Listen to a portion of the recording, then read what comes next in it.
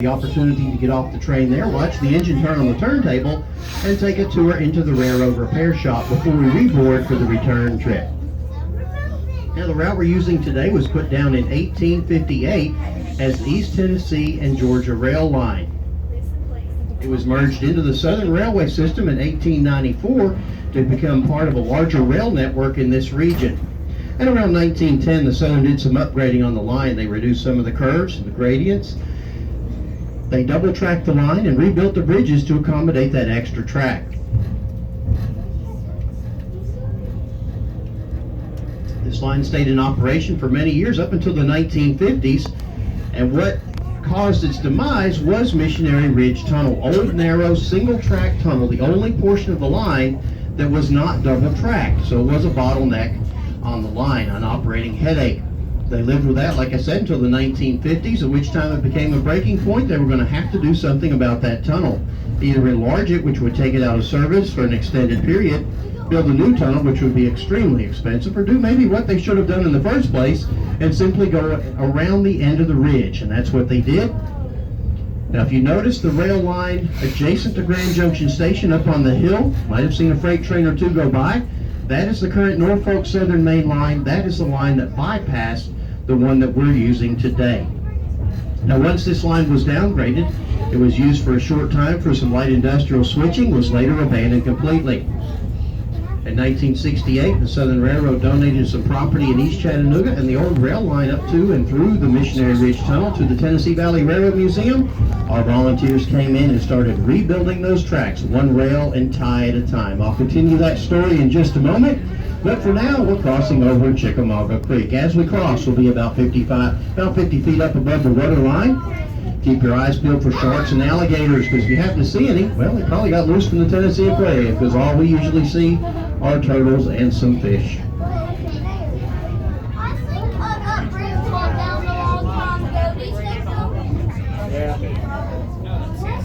And once this line was being rebuilt, we had made it through the tunnel up until Tunnel Boulevard in the mid-1970s. At that point, there had been an underpass where the road passed underneath the rail line. That was removed when the line was abandoned above for clearance issues. So in 1977, the Railroad Museum built a new a new bridge across Tunnel Boulevard, and that opened up the full 3-mile railroad for today's 6-mile round trip. And we're just passing the McCarty storage siding. This is the only remnant of the double-track main line. And next we will cross over the CSX Railroad. This is their main line between Atlanta and Chattanooga. The very first railroad into town in 1850, the Western Atlantic Railroad. Maybe you've never heard of the Western Atlantic, but possibly you've heard of the Great Locomotive Chase, or the Andrews Raid, and that's the line where that episode took place. That's when James Andrews and his raiders stole a locomotive general from Big Shanty, Georgia. Their intent was to destroy the railroad supply line between Atlanta and Chattanooga by burning bridges, removing rails, and cutting telegraph wires. And they actually had a pretty good plan. Might have been successful except for a couple of things. Number one, it had rained for several days before the raid. Hard to burn anything when it's soaking wet. And number two, they didn't count on the persistence of the conductor. See, back in those days, there were no dining cars on the trains. They had pre-selected locations picked out where they would stop and allow the customers to get off and have something to eat. That morning, the train had departed from Marietta, Georgia, and made its morning breakfast stop in Big Shanty, which is now Kennesaw. That's where the raiders went into action. They jumped aboard Locomotive General, disconnected some of the cars, and started heading for Chattanooga. Well, the conductor, Mr. William Fuller, was inside the adjacent hotel, the Lacey Hotel, eating his breakfast, and I can almost picture him looking out the window and watching his train leaving without him. And he was not happy. He chased the train on foot for several miles. Later commandeered several push carts, and even later several different steam locomotives. He ended up with Locomotive Texas running full speed in reverse. And because of that pursuit, not only were the raiders not able to do the destruction they had planned, they couldn't even stop and pick up fuel for their locomotive. Therefore, their engine, the General, ran out of steam near Ringgold, Georgia, about 15 miles from here. The raiders jumped off the locomotive, scattered into the woods. They were later captured, and some of them were hung for their crimes. Some of them were buried in Chattanooga National Cemetery, and they were the very first recipients of the Congressional Medal of Honor. All of them, that is, except for James Andrews, the leader. He was a civilian, so he was not eligible. All the other participants were enlisted Union soldiers. Now, we do have an interesting note about the Chattanooga National Cemetery. We've been told by people living in Chattanooga that if you live in Chattanooga, you cannot be buried in that cemetery. And there's an important reason why. Because you have to be dead first. That's right. Insert your own rim shot there. People are just dying to get into that cemetery, see?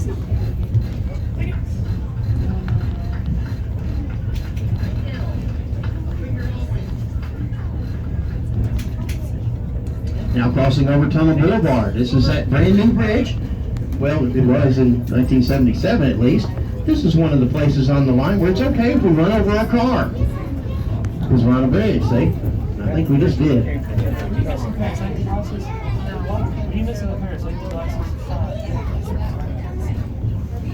I think I got some of the 906 that make that. You know, it's not too hard to imagine traveling on this line shortly after the turn of the century. This was one of the main lines into town from the north, from Knoxville and beyond. Passengers would be on this line, come through Missionary Ridge Tunnel into downtown Chattanooga. They would disembark at Terminal Station, which opened in 1909. And Terminal Station is now the home of the Chattanooga Choo Choo Complex.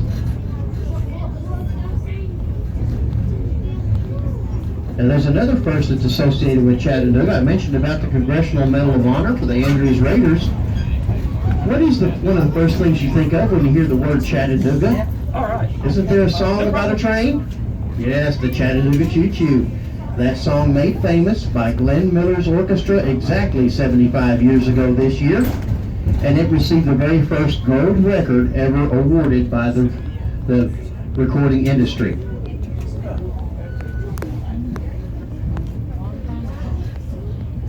Now we'll be passing a sign here in just a moment on the right-hand side that denotes this area as Hunziker Curve. This is named after one of our longtime steam locomotive volunteers who passed away a number of years ago. So they put that sign up in memory of him. Now you can hear the engineer blowing the whistle up ahead. That means that we are approaching Missionary Ridge Tunnel. Going through the tunnel here in just a moment is almost 1,000 feet long. Now we'll get dark outside of our train cars. Now if you're scared of the dark, we recommend that you simply close your eyes.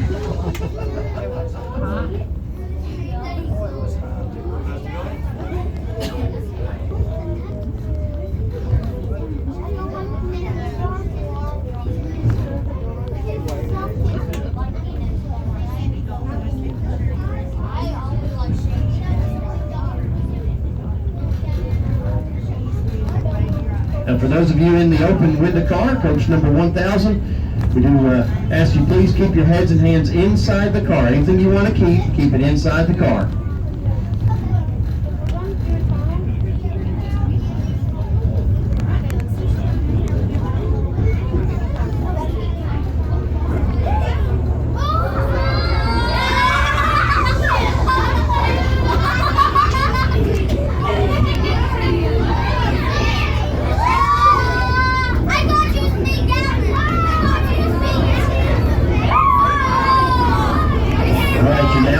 Underneath Missionary Ridge, up above us are several roadways, a very small farm, and an extension of the Chickamauga-Chattanooga National Military Park, the Sherman Reservation.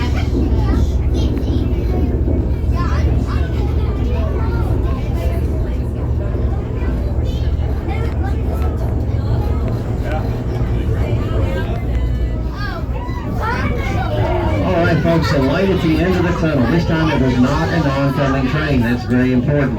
Now this side of the ridge is called West Portal. This is where some of the fiercest fighting of the Battle of Missionary Ridge occurred during the Civil War. It was also the location of the control tower that governed movement of trains through the tunnel. Like I said earlier, the line had been double tracked except for the tunnel. So it was basically a one-way street through the tunnel. They only wanted one train going through at a time for some reason.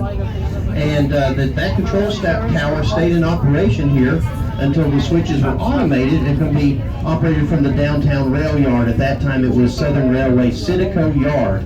It's pretty much the same location as the current Norfolk Southern to Butts Yard.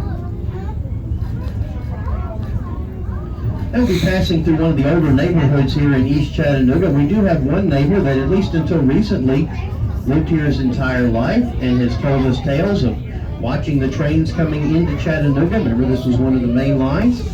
But he specifically remembered waving to the train that was carrying President Franklin Roosevelt when he was coming into town, probably for the dedication of one of the civil projects, such as Chickamauga Dam. So needless to say, that gentleman had been around a while. Now, bridge number 4 is just ahead here. Now, don't blink or you'll miss this one.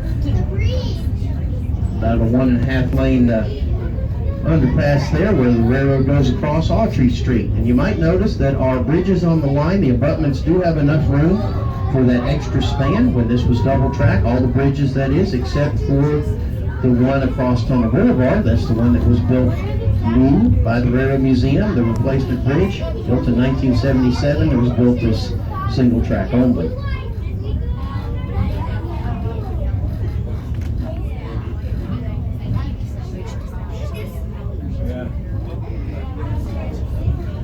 Now you might notice a set of railroad tracks on our right that branches off, goes down the hill. This is the East Chattanooga Belt Line. This is our access to downtown Chattanooga. Now the East Chattanooga Belt Line is made up of some of the old trolley lines from back in the day, and those were weaved together to make an industrial belt around town to provide switching services for some of the industries.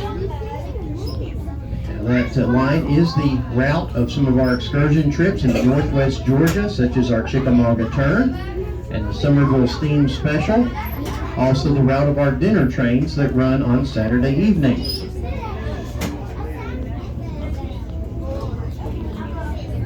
We do provide some freight service on that line as well, even though we are a nonprofit Railroad Museum. We do have several for-profit subsidiaries that provide freight service around the area.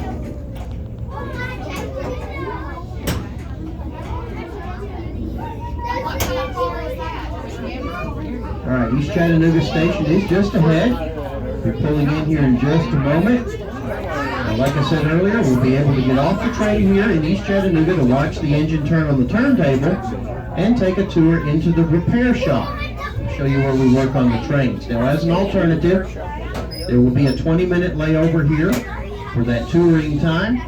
You are welcome to stay on board the train if you'd like to sit and relax during that layover time. Of course, if you do that, you will miss the tour, but it is your choice. When we get down from the train, we'll go down the stairs, being very careful, turn left, go down the platform, and then prepare to watch the engine turn on the turntable.